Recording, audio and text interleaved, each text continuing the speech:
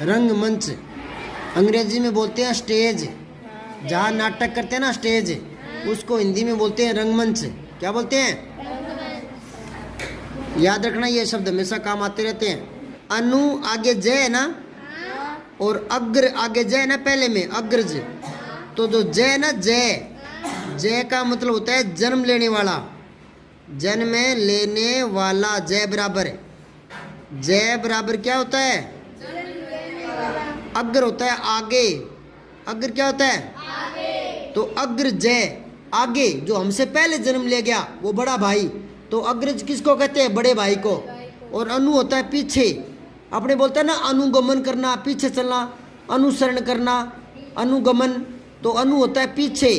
तो जो हमारे पीछे जन्म लेगा, जैसे हमने जन्म ले लिया, हमारे पीछे जन्म ले, वो हमारा भाई हो गया ना, छोटा भाई। अग्रज बड़ा भाई, अनुज छोटा भाई। समझ गए क्या? जो हमसे पहले जन्म ले गया बड़ा भाई, जो हमसे बाद में जन्म लेगा छोटा भाई। तो अग्रज अनुज दोनों, समझ गए क्या? जय होता है जन्म लेने वाला। एक नया शब्द लिखो, आगे ऊपर लिखो, ए लिखो, एक शब्द लिखो, मैं बोल रहा हूँ ए। आधा अणे टे ठे डे डे ए, आधा अणे, और डे डमरू डे, और जय जग। अंडज लिख दिया क्या? अंडज। इसका मतलब क्या होता है बेटा? अंडे से जन्म लेने वाला। जय क्या होता है? जय क्या होता है? तो अंडज हो गया, अंडे से जन्म लेना। कौन? पक्षी। अब ये दो शब्द हो गया, ऊपर वाला गृह, नीचे ग्रह। बताया है क्या ये? तो ग्रह तो होता है आकाशीय पिंड। ग्रह के बराबर लिखो ग्रह, आकाशीय, आकाशीय पिंड। इसको ब्रैकेट में लिख लो नक्षत्र। न और क्षय, क्षेत्र गया क्षय, नक्षत्र, नक्षत्र ब्रैकेट बंद कर लो। नक्षत्र किसको कहते हैं? आकाशीय पिंड को, ग्रह को। जैसे मंगल ग्रह, बुध ग्रह है ना, अरुण वरुण है ना, समझ गए क्या? तो वो होता है ग्रह। और गृह होता है घर। गृह क्या होता है? घर। हाँ। कवियत्री, कवि, कवित्री बहुत बार कंपटीशन में आता है, इसको सुन लो। कवि मत करना, ये तो कवि होता है ना कवि, पर यहाँ कवि मत करना, कव करना, कव, कव, कवियत्री। क्या? कवियत्री। बोलना सही सीख लोगे तो सही लिखना भी आ जाएगा। कवियत्री। अपने यूँ बोलते हैं कवि कवित्री, तो भी कवियत्री लिख देते हैं, यूँ लिख देते हैं कवियत्री। बोलना सीखो, कवि और कव, कवियत्री, कवियत्री। ठीक है? जैसा बोलते हैं वैसे हिंदी में लिखा जाता है। रोहित क्रिकेट बहुत अच्छा खेलता है, ये गलत है बेटा। हाँ, क्रिया विशेषण है ये। खेलता है, अच्छा खेलता है, इसने विशेषण कह दिया, गलत आ गया ये। इसके ब्रैकेट में लिख दो क्रिया विशेषण।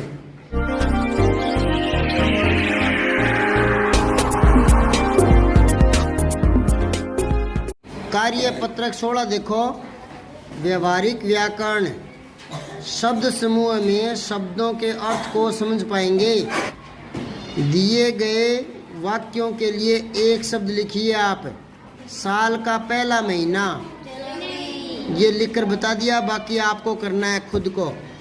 हमारी माता जी के पिता नाना जी।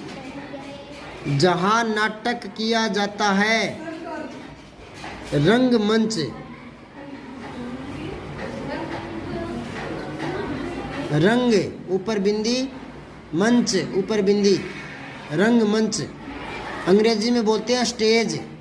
जहाँ नाटक करते हैं ना स्टेज, उसको हिंदी में बोलते हैं रंगमंच। क्या बोलते हैं? याद रखना, ये शब्द हमेशा काम आते रहते हैं। जहाँ चार रास्ते मिलते हैं, चौराहा, चौ चे चई चौ चौ, दो मात्राएं, चौराहा। बारिश के बाद आकाश में दिखने वाला 7 रंगों का समूह। हाँ, इंद्रधनुष। इंद्र, छोटी ई, आधा न, दे के पैर मेरे, इंद्रधनुष। ध छोटा नु और श षटकोण, इंद्रधनुष। ठीक है? दूसरा प्रश्न देखो। नीचे दिए गए अनेक शब्दों के लिए एक शब्द पर सही का चिन्ह लगाना है आपको। छोटे भाई को कहते हैं अनुज। दूसरे में सही का निशान लगाओ। एक चीज़ यहाँ और बताया करता हूँ मैं, वो दोबारा दोहरा रहा हूँ। देखो इधर अनु आगे जय है ना, और अग्र आगे जय है ना, पहले में अग्रज। तो जो जय है ना, जय जय का मतलब होता है जन्म लेने वाला, जन्म लेने वाला। जय बराबर है, जय बराबर क्या होता है? अग्र होता है आगे। अग्र क्या होता है? आगे। तो अग्र जय आगे, जो हमसे पहले जन्म ले गया वो बड़ा भाई। तो अग्रज किसको कहते हैं? बड़े भाई को। और अनु होता है पीछे।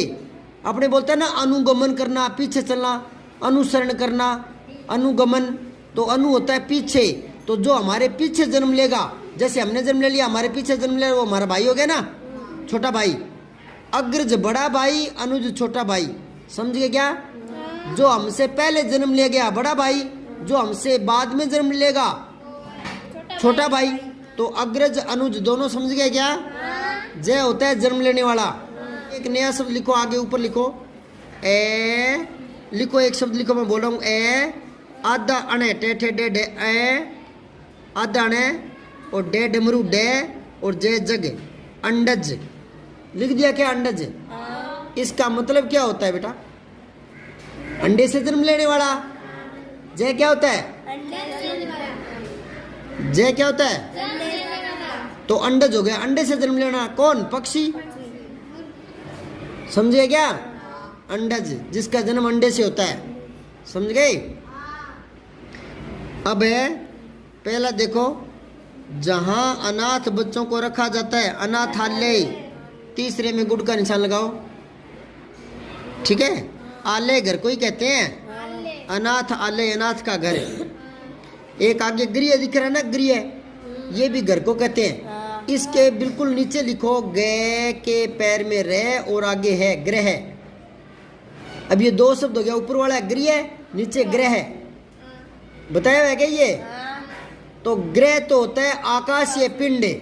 ग्रह के बराबर लिखो ग्रह, आकाशीय, आकाशीय पिंड। इसको ब्रैकेट में लिख लो नक्षत्र, न और क्षय, क्षेत्र है गया क्षय, नक्षत्र, नक्षत्र ब्रैकेट बंद कर लो। नक्षत्र किसको कहते हैं? आकाशीय पिंड को, ग्रह को। जैसे मंगल ग्रह, बुध ग्रह है ना, अरुण वरुण है ना, समझ गए क्या? तो वो होता है ग्रह।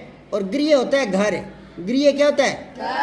हाँ, अब आ जाओ, 7 रंगों के मेल को कहते हैं सतरंगा। क्या कहते हैं? सतरंगा। अब इनमें फर्क देखो बेटा सब में। पहले तो इसका गुड लगा लो, 7 रंगों के मेल को सतरंगा। ये तिरंगा क्या है? 3 रंगों का। तिरंगा क्या है? 3 रंगों का। और रंगीला क्या है? रंग बिरंगा। हाँ, रंगीला कई रंगों का, ठीक है ना। और रंगीन एक ही रंग का होता है, लेकिन वो रंग किया होता है, ठीक है, रंगीन, ठीक है। अब आओ, जो मिट्टी के बर्तन बनाता है, हाँ, कुम्हार, ठीक है। लकड़हारा जो लकड़ काटता है, लुहार जो लोहे का काम करता है, जुलाहा जो बुनकर का काम करता है ना, कपड़े आदि बुनता है। मिठाई बनाने वाला हलवाई लास्ट। बहरा कौन होता है? जो होटलों में सामान परोसता है ना, उसको बहरा बोलते हैं। बढ़ई किसको बोलते हैं? जो लकड़ी का काम करता है, राजमिस्त्री जिसको श्रेय मिला होता है वो, ठीक है। दिए गए समूहवाची शब्दों के लिए उचित विकल्प चुनकर लिखना है, सही का निशान लगाना है। तो नोटों की क्या होती है? गड्डी। लच्छी नहीं होती, गड्डी होती है। तो पर्वतों की क्या होती है? श्रृंखला। तो फूलों का क्या होता है? गुलदस्ता। और लोगों की क्या होती है? भीड़। भेड़ बकरियों का क्या होता है? रेवड़। वाह बेटा। अब आगे पलटो, कार्यपत्र के 17। दक्षता क्या मिलेगी? व्यवहारिक व्याकरण मजबूत होगा, लिंग शब्दों की पहचान होगी और उसका उपयोग करना सीख पाएंगे। लिंग है ना, लिंग कितने होते हैं? 2, पुल्लिंग और स्त्रीलिंग। तो वो कह रहे हैं नीचे दिए गए शब्दों का लिंग के आधार पर मिलान करना है। तो मोर का लिंग बदलना मोरनी, ऊंट का ऊंटनी, नीचे पड़ा लास्ट में ऊंटनी, मुर्गा का सेकंड नंबर नीचे से। छात्र का छात्रा। मैंने ये पेपर में दिया था छात्र का लिंग बदलो, और उससे ऊपर क्या शब्द दिया था? हाँ, तो लेखक का लेखिका, तो लड़कों ने लिखा छात्र का छात्रिका, यूं कर दिया था, मेरे याद आ गया अब। तो छात्र का स्त्रीलिंग हो गया छात्रा, पति का पत्नी, लिंग बदलना है। बकरा का बकरी, ऊपर ही ऊपर पड़ा है, ठीक है ना। और फिर है धोबी का धोबीन बता ही रखा है। बालक का बालिका। अब ऐसे ही आपको मिलान करना है, इनको देखो। माता का पिता तीसरे नंबर पर, फिर गायिका गायक, और फिर है देवी, देव कह दो या देवता कह दो। शेरनी शेर, बुढ़िया बूढ़ा, बेटी बेटा, कवियत्री कवि कवित्री। बहुत बार कंपटीशन में आता है, इसको सुन लो। कवि मत करना, ये तो कवि होता ना कवि, पर यहाँ कवि मत करना, कव करना, कव कव कवियत्री। क्या बोलना सही सीख लोगे तो सही लिखना भी आ जाएगा। कवियत्री। अपने यूं बोलते हैं कवि कवित्री, तो भी कवियत्री लिख देते हैं, यूं लिख देते हैं कवियत्री। बोलना सीखो, कवि और कव, कवियत्री कवियत्री, ठीक है। जैसा बोलते हैं वैसे हिंदी में लिखा जाता है।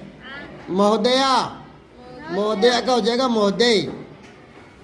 दूसरा प्रश्न देखो, निम्नलिखित शब्दों के लिंग बताने हैं आपको, बदलना नहीं है, बताने हैं। तो सम्राट का पुल्लिंग है ये तो, ठीक है ना। और नानी क्या है?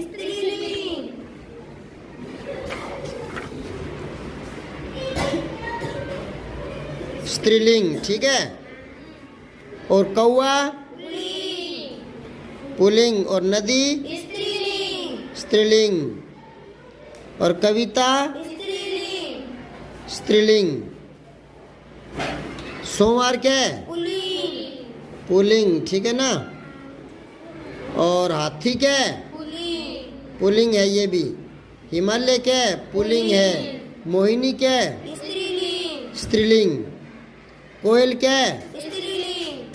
कोयल को स्त्रीलिंग में कह दो भले, लेकिन कोयल है पर कोई फर्क नहीं पड़ता लिंग का, इसका विभेद करना पड़ता है ना। तो इसके आगे लगाते हैं, जैसे मादा कोयल या नर कोयल।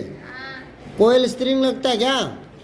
यहाँ इस हिसाब से लिख लो भले स्त्रीलिंग, लेकिन क्या है, कोयल जो है ना, कोयल है, उस पर लिंग का कोई फर्क नहीं पड़ता, इसलिए उसके आगे यूं लगाना पड़ता है, नर कोयल मादा कोयल।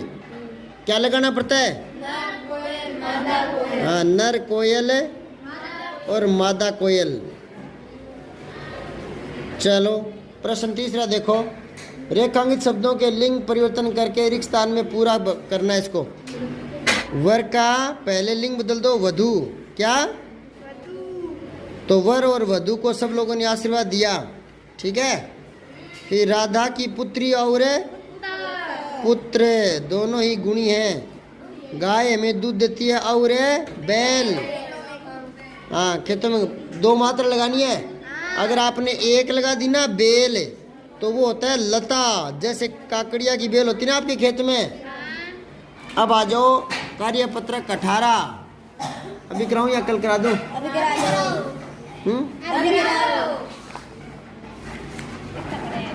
तो 18वें में देखो क्या दक्षता मिलने वाली है। गद्यांश या पद्यांश को पढ़कर समझ के साथ उनका उत्तर दे पाएंगे आप। तो मन लगा कर पढ़ना इसको, सारी बातें याद रखना मन में। सुंदरवन में लाली नाम की एक लोमड़ी रहती थी। वह इतनी चालाक थी कि किसी को भी आसानी से मूर्ख बना देती थी। जंगल का ऐसा कोई जानवर नहीं था जो उसकी चालाकी का शिकार न बना हो। एक दिन जंगल के कुछ जानवर लाली की चालाकी की चर्चा कर रहे थे कि शेर, जो राजा ना, राजा शेर सिंह वहाँ से गुजरे। उनकी बातें सुनकर वे भी लाली की चालाकी जानने को उत्सुक हो गए, हो उठे। उत्सुक होता है उतावला होना, सुनने के लिए बेचैन होना। उन्होंने तुरंत हरकारे तोते द्वारा लाली को दरबार में उपस्थित होने का संदेश पहुंचवाया। हरकारे होता है जो संदेश लेकर जाता है, हरकारा जो संदेश लेकर जाता है। पहले ये नहीं होते थे मोबाइल, पहले कबूतरों से चिट्ठियाँ भेजी जाती थी, समझ गए ना। जब साधन नहीं होते थे, उसमें पुरानी बात है राजा महाराजाओं की, ठीक है। बाज होते ना, बाज पालतू होते थे, उनके चोंच में या पैरों में बांध करके संदेश भिजवाए जाते थे, उनको प्रशिक्षण दिया जाता था, कबूतरों से चिट्ठियाँ भेजी जाती थी, ठीक है ना। तो जो बाद में व्यक्ति होते ना, उनको चुना गया राजाओं ने। तो राजाओं के व्यक्ति होते थे विश्वास पात्र, वो एक दूसरे का संदेश देकर भेजते थे, तो उनको हरकारा बोलते थे, हरकारा। तो यहाँ हरकारा कौन है? तोता है। तो हरकारे तोते द्वारा लाली को दरबार में उपस्थित होने का आदेश सुनवा दिया, संदेश भिजवाया। निश्चित समय पर लाली राजा शेर सिंह के सामने दरबार में उपस्थित हो गई। लाली कौन? लोमड़ी। शेर सिंह ने कहा, हमने सुना है कि तुम बहुत चतुर हो और अपनी बुद्धिमानी से किसी को भी चक्कर में डाल सकती हो।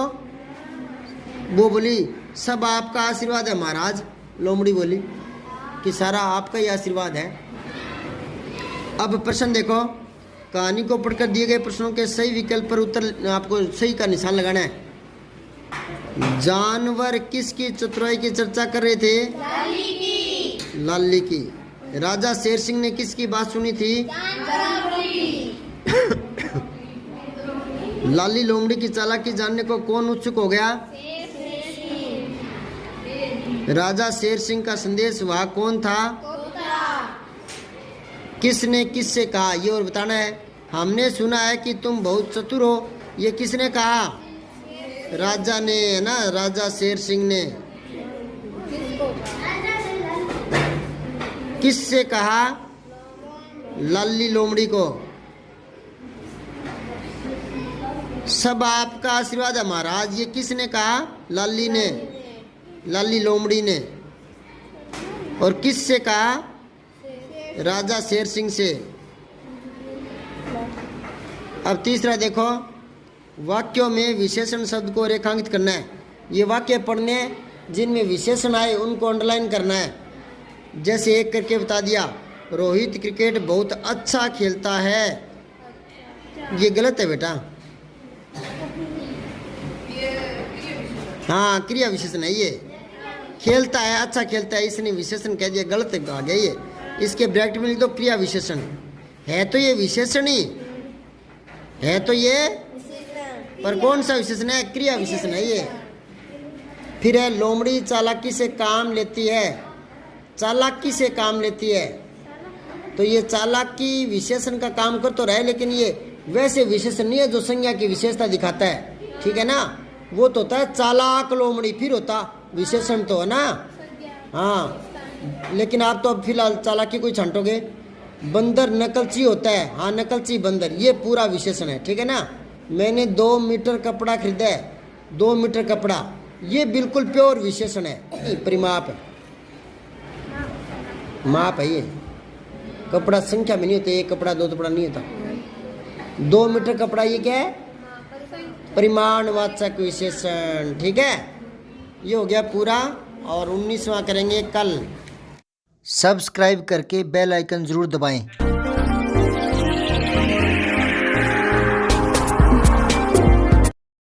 जय हिंद, विजय हिंदी।